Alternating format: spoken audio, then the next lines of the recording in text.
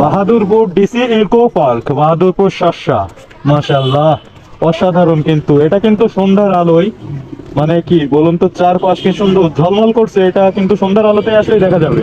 যেহেতু এখন আপনারা দেখতেই পাচ্ছেন, এটা কিন্তু Bahadurpur DC eco park, শাসা, Jessore.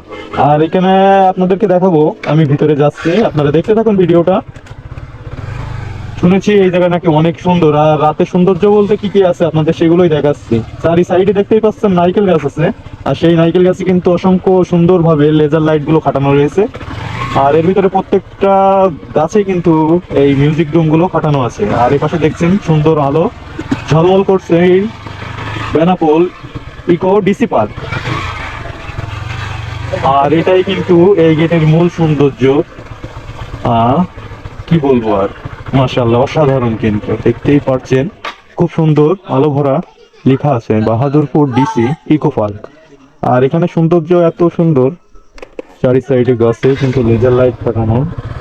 আর এখানে এই যে সামনে দেখতে পাচ্ছেন এই যে ট্রলারটা, এটাতে কিন্তু মানুষ এটা ভ্রমণ করে আর কি। এক পাশ থেকে আরেক পাশে কিন্তু এটা ঘুরে এনে বেড়াবে আপনাকে কিছু টাকার বিনিময়ে। যাই হোক, আপনারা কিন্তু এখানে আসবেন। এটা হলো বাহাদুরপুর ডিসি ইকো পার্ক। এখানে আসবেন শাসা, এটা শাসা, যশোর।